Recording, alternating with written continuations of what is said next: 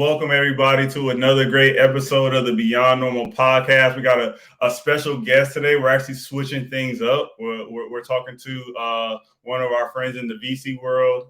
As you all know, we typically talk to founders, but we definitely want to talk to different stakeholders in this space. And in this space right now, that one of the hot topics is around venture capital. So I'm actually excited to have Bruce Hamilton. He is the founder of Mech Ventures. And so he's doing some amazing things, focusing on investing in the next gen pop culture, what that looks like from a venture capital perspective. But before we get any further, I do want to bring Bruce onto the stage. How's it going, Bruce? I'm doing well. How's everything with you? Thanks for having me here today. Everything's good my way. Nice sunny day here in Charlotte, North Carolina. Hopefully the weather is good your way. I know you're just down the road. So before we go a little bit further into things about the weather, right? I do want to pass it to you just to let folks know a little bit around your background and what got you to this point, right? Prior to you being a venture capitalist and having that title. Like, tell us a little bit about Bruce before VC. Man, Bruce before VC has lived 1,000 lives. I started my career in music and entertainment, actually. So I worked at Live Nation for a bit, doing social media, then worked at Sony Music, more specifically Epic Records, where I worked with Travis Scott, Fifth Harmony, like some other really amazing acts. Then ran a talent management company called Samurai Entertainment, where we manage artists, songwriters, producers. And then made the shift into tech about, I think around 2017. We launched our social media growth hacking platform called CrowdBoost, where we really help brands increase their social media engagement and their following. So we worked with really cool companies like Spotify and Reebok and several other like Fortune 500 brands. And then we used the profits from that and we created our mobile app builder called Wing Zero Apps. It's actually more of a mobile app builder slash app development agency. We have a platform that allows people to build apps without coding. And then that's kind of led into launching Mech Ventures. It's just, I wanted that step back and I was like, what's the next step of my career? And I always saw myself as a creative and I wanted to really, I've always had a problem wanting to do like 10,000 things at once. So obviously I'm one person, so I couldn't do that. So I realized the natural progression was going into VC that allows me to work with multiple founders that are working on incredible companies and helping them take their vision, their ideas to the next level. Appreciate that breakdown there, Bruce. And it sounds like it's not an easy task, right? Being transitioning over to VC, but you have your own business, right? And I feel like that foundation it's becoming more and more common in the space of VC. We're not just seeing trained finance people take on that VC hat. I'm curious to know for you, now that you're in this space, like what makes a founder the ideal person right now in this given moment? Somebody who was a previous founder or is a founder now, the right candidate when it comes to being that next VC, because we are seeing some shifts there in that space. Being a founder is actually very helpful in this space now because you have that experience from running a company and knowing the mistakes that you've made, so you can help founders avoid those pitfalls and those mistakes. And you can kind of help guide them along the way, and also you just have an understanding for what being a founder is like. Being a founder it's not easy. You see on Instagram, you see the glitz and the glamour, but being a founder is tough. It takes a lot of mental toughness to do it. There's some days where you really question if everything is worth it, and then there's some days where you can imagine not doing it. I think it's a great time to be a founder and then shift over to VC because the common complaint a lot of people were having with venture capital was a lot of these venture capitalists were never founders, and so they can't understand the founder perspective. And so their whole thing is just like, if I give you this cash, I want you to 10x this in 3 years, but not really understand like the inner workings of actually running a company and like the psychology and the mental toughness it takes to do that. Appreciate that breakdown there. To some it may seem self-explanatory, but we do need to keep reinforcing that because as we do know, we all know the folks who are in this startup space. There's some disparities when it comes to who the checks are given to, and I think a big part of that is the person writing the check. Who do they look like? What their background is, and so I'm really excited to see Bruce, you and your team actually taking on this challenge because it is no small task at this point. No, it's definitely not a small task at all. And, a founder is actually, that's one of the big parts of what they're looking at. Obviously, your business model matters, like what your revenue looks like matters, but the big key component is the founder and their team. They're really investing more so into you than they are more so the model. They're investing in you that you could bring this idea to fruition or take it to the next level. They want to know that you and your team can do this, and can you and your team pivot if a pivot needs to happen. You'd be surprised how many times a pivot needs to happen. I've made a pivot multiple times over the span of like my entrepreneurial career. So they just want to know, do you have what it takes to really take this thing to the next level? Got it. And I believe in you breaking down your experience with your business. It sounded like you were referencing some sort of no code, right? Options for some of the solutions out there where there's very little coding that's needed so that the businesses can focus on their idea.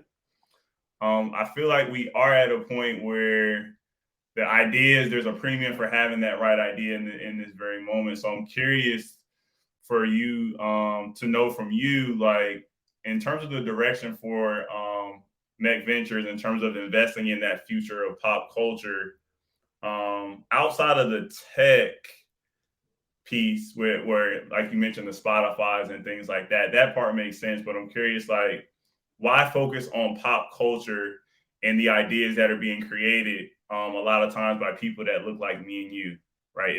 That's the mission for Mech Ventures. Why is that the focus? Well, I kind of came to that conclusion just because pop culture is something that I know very well. I consider myself a pop culture enthusiast, and also with my background in music and entertainment, I've not only do I know pop culture very well, I've helped create pop culture moments. And so I look at venture capital really kind of the same as the music industry, same same game, different players. So I'm just bringing my knowledge of the music entertainment space and bringing it to pop culture.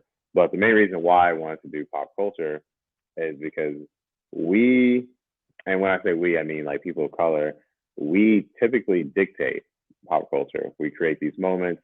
We don't ever really have any control in it. We don't ever have any financial stake in it.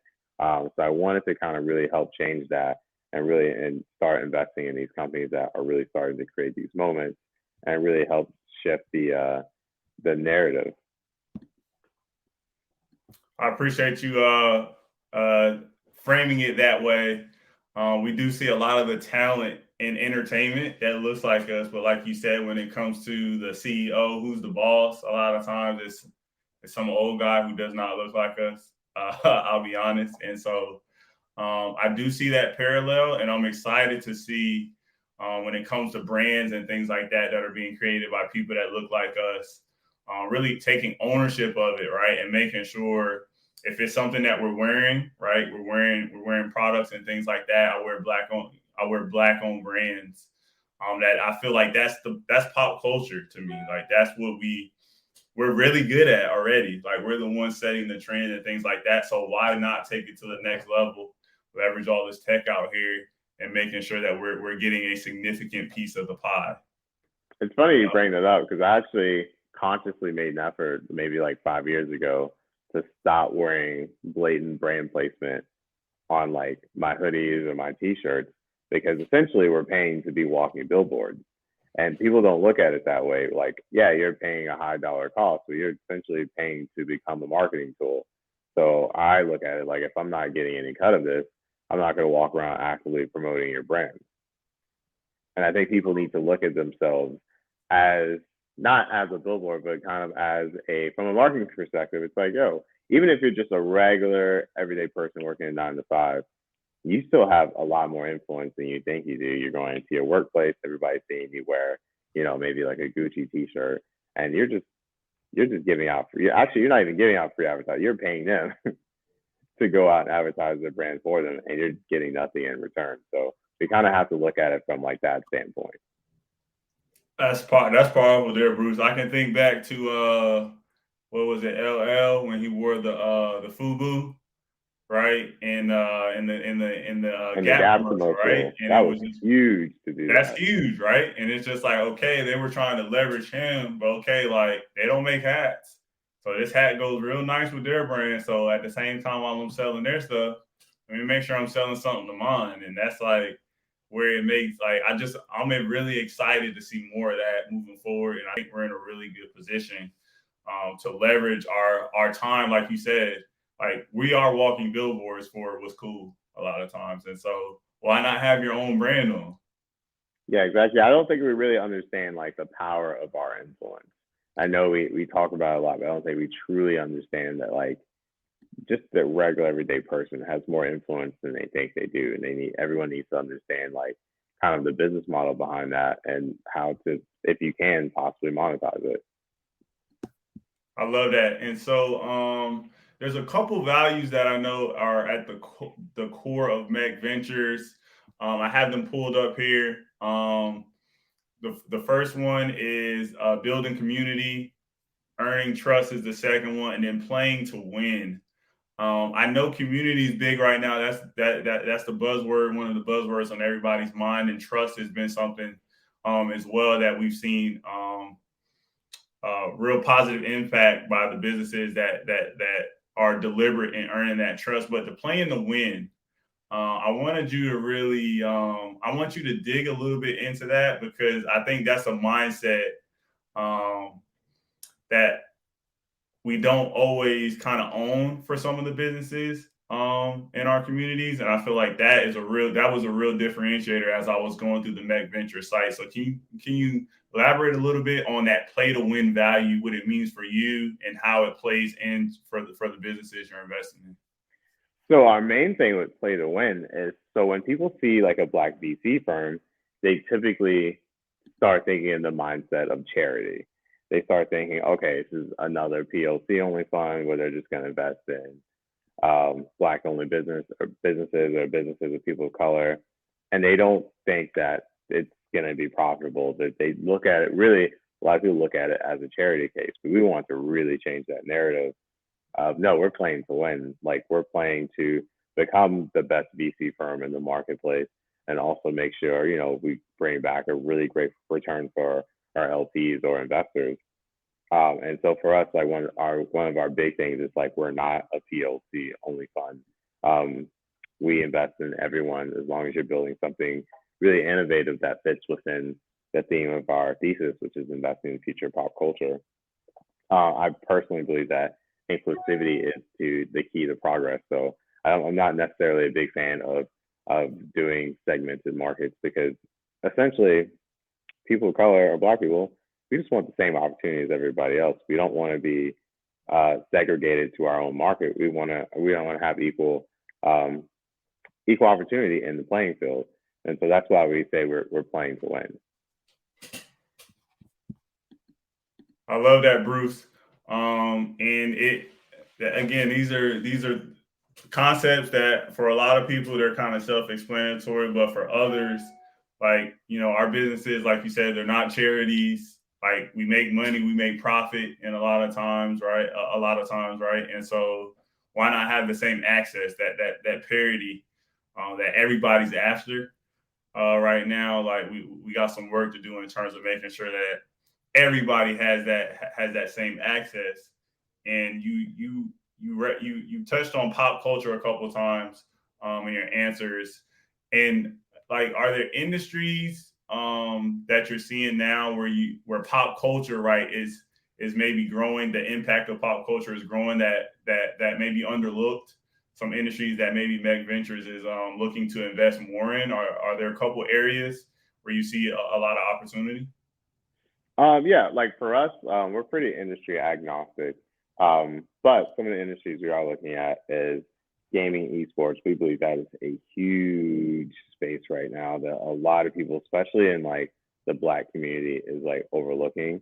I mean, I might go on a whole thing about that. Or like, every parent I come across, I'm like, let your kids play video games. Let them play as many video games as they want.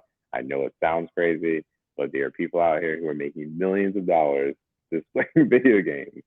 There was a 15-year-old a few years ago who won the Fortnite World Cup. 15-year-old kid won $3 million just from playing video games. And so there's a whole untapped opportunity over there. It's already a multi-billion-dollar industry, and then we're literally just at the beginning of it. Like, that's going to grow. So that's a big space we're looking into. Music tech, social media, the future of work, the metaverse is something that we're really big on right now. I know that's like a super buzzword, and not a lot of people really understand what that is. So when people do ask about what's the metaverse, I'd simply say, watch Ready Player One. That is the metaverse. That is a perfect example of what the metaverse is going to be. And then also Web3. Web3 is going to be really big. Crypto, obviously, we're still kind of on the fence about NFTs. Obviously, there's a lot of different variables with that. So like, we're still kind of on the fence of where we're going to be at with that. But yeah, we're pretty industry agnostic. As long as it fits within the theme of our thesis, we're open to look at anything.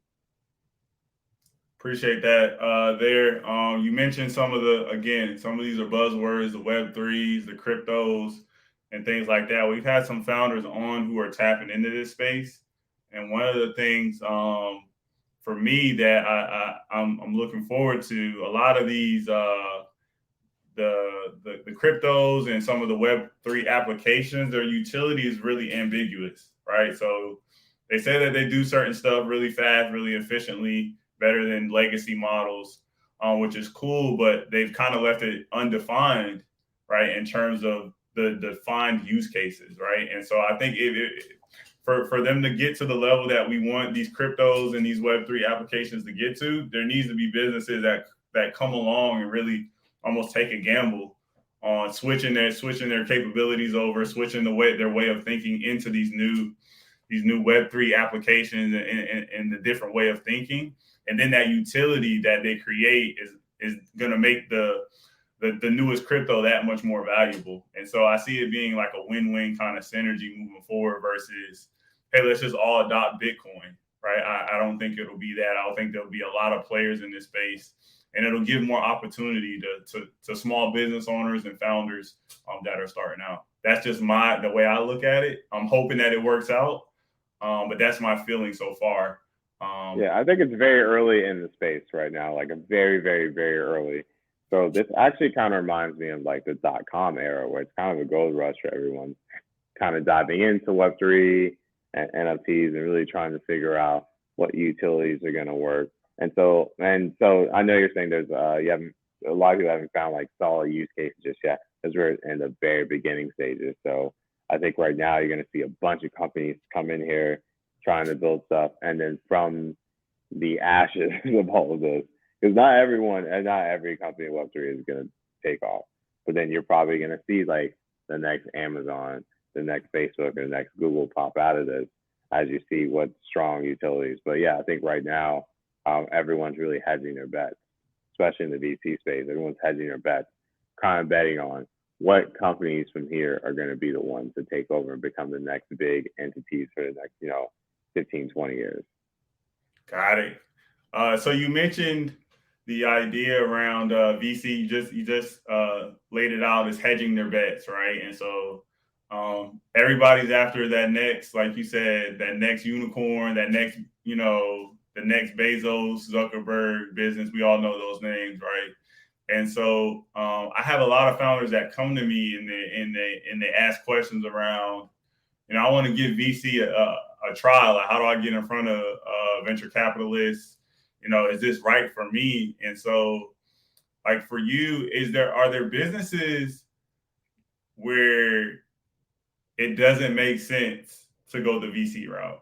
I asked that instead of asking the question of what businesses fit within it, because I think there's some defined companies out there and routes out there. But in terms of, are there businesses that truly aren't quote unquote, like that VC model in this current times? I can't think of anything that won't fit it. It really comes down to the team and their business model. So what you need to understand, or what people need to understand, is you get VC money to move fast.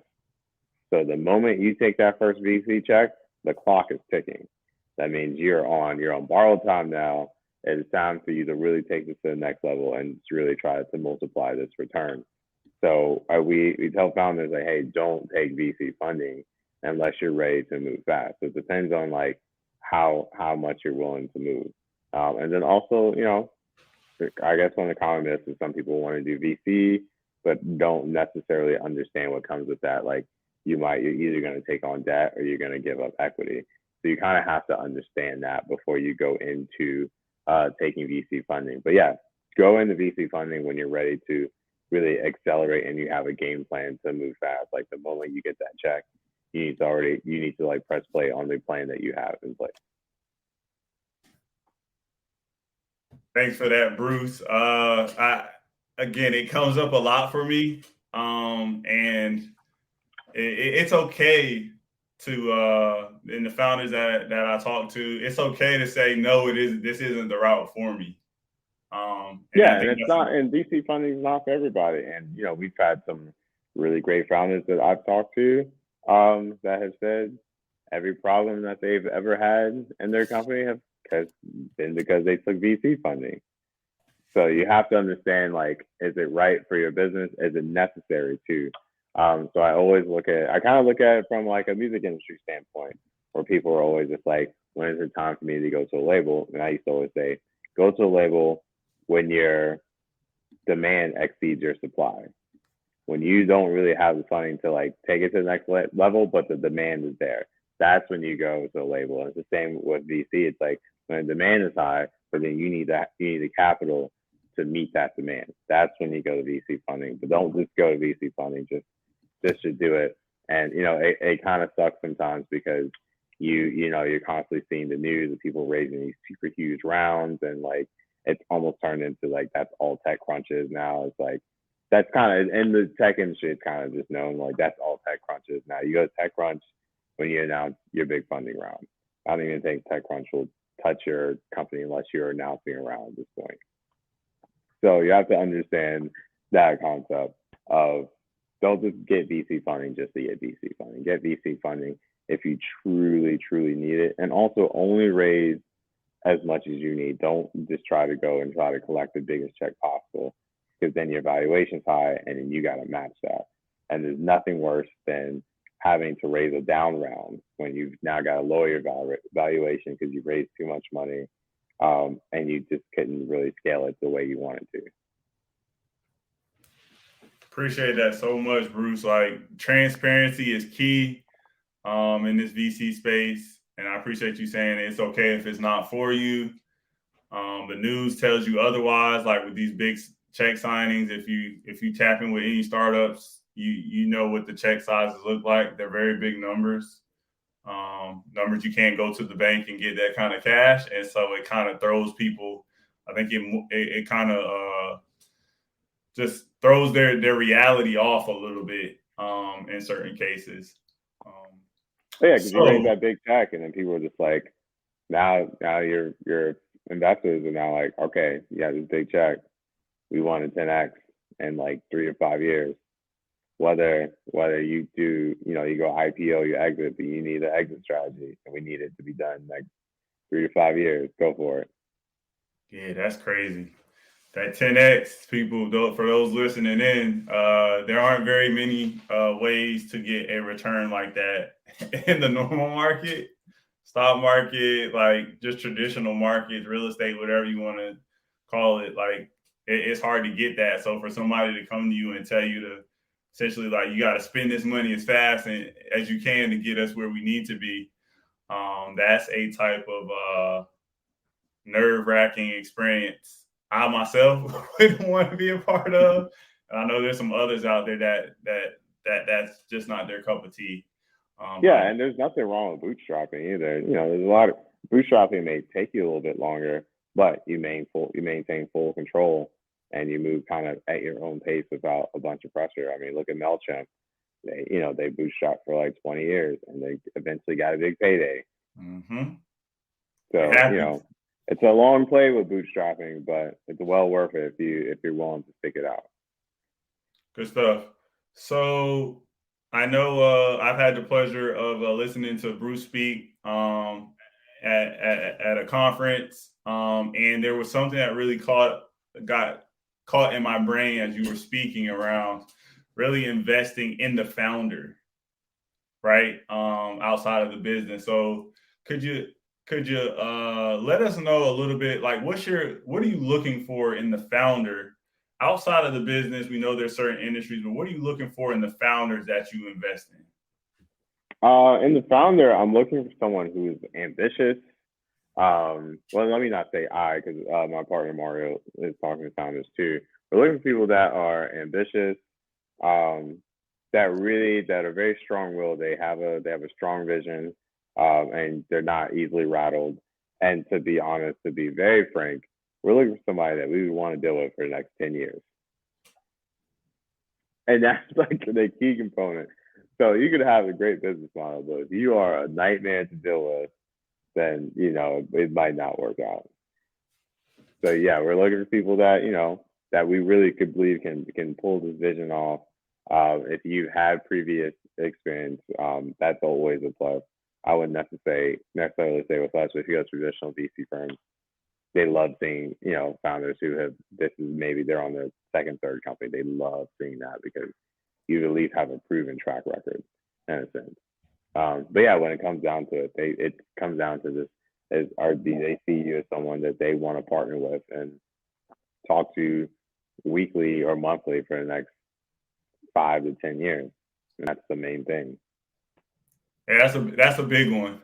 I know it goes like in the corporate world, it may not be like the PC thing to say and things like that, but we all want to work with people like we can get along with. Like if we can't get along with you, it's going to be very hard, and it's going to make work feel more like work versus us working on something that's going to change the world. And so that kind of transparency, again, it may not always be said, but I think it definitely needs to be heard more often. Yeah. And that's vice versa too. That should go for founders looking for VCs. Like that's something founders should look at. Is your key partner at the company or the VC firm you're talking to? Is this someone you want to deal with for the next 5 to 10 years? Is this person going to have your back when they go to the VC firm and say, hey, maybe this company's not doing that well? Are they going to have your back? So you got to look at that too from that perspective as well. So it's not, I wouldn't say the power isn't solely on us. Power is on them too. It's an equal partnership. So they got to make sure that whoever the firms are that they partner with are these firms that are going to stick with them when things are a little rocky. That's a two-way street right there, Bruce. I think that's a gem. That's what I call a gem on this podcast. You dropping that and just not saying like the ball isn't in one corner, right? Like both sides have some power in this relationship and making sure that it works. Yeah, I mean, see it happen all the time where the founders get a term sheet and then it's like, well, I don't really like how the VC kind of operate through this whole process, whether they're super pushy or just kind of rude. And there's numerous cases where they've decided this money is just not worth having to deal with them. Mm-hmm. I love it. Every dollar's not the same. So I all money's not good money. Yeah, facts. So you shared so much on this interview, Bruce. We love having people again who are key stakeholders in the entrepreneur founder space. VC is here to stay. We know there's some challenges in the space, but I appreciate you and your team at Mech Ventures, Bruce, really taking on this challenge. It is not easy, folks. There aren't very many people that look like Bruce doing what Bruce is doing right now, making sure we have that next generation of founders that are diverse in thought and just represent, where the future is going. So I commend you and your team, Bruce. In closing, though, I want to pass it to you. How can founders reach out and stay in tune with the brand over at Mech Ventures? Oh yeah, you can follow us on Instagram, Twitter, TikTok at MECVC, MECHVC, or you could come to our website, mech.ventures. We're actively looking for founders right now as we just started investing maybe a month ago. So please, if you think you're ready for VC funding, we would love to talk to you. So please reach out. Thanks for that, Bruce.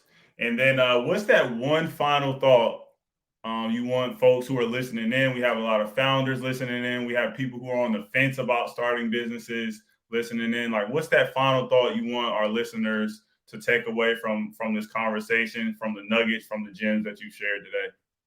It's actually a quote that I tell like all first-time founders or founders that are gearing up to get their MVP out. It's one of my favorite quotes from Reid Hoffman, the founder of LinkedIn. Says, if you're not embarrassed by your first iteration, then you've launched too late. Ooh, okay. Get out there and fail the right way. I love that, Yeah, Bruce. just go out there and fail, man. It's okay. Don't be afraid to fail publicly. Just go out there and do it. Ain't nothing wrong with that. So, again, I just want to thank you, Bruce, for coming on the platform, sharing your story. I know the listeners, as they listen to this, they got their notepad out. I got stickies all across my desk. You spit plenty of gems on us, on your background going from a founder to VC. I'm excited to see more folks take on that hat. And I definitely just commend you again, you and your team, for taking on this challenge, because it's not easy. And for all those folks listening in, thanks for tuning in to another great episode of the Beyond Normal podcast. Peace.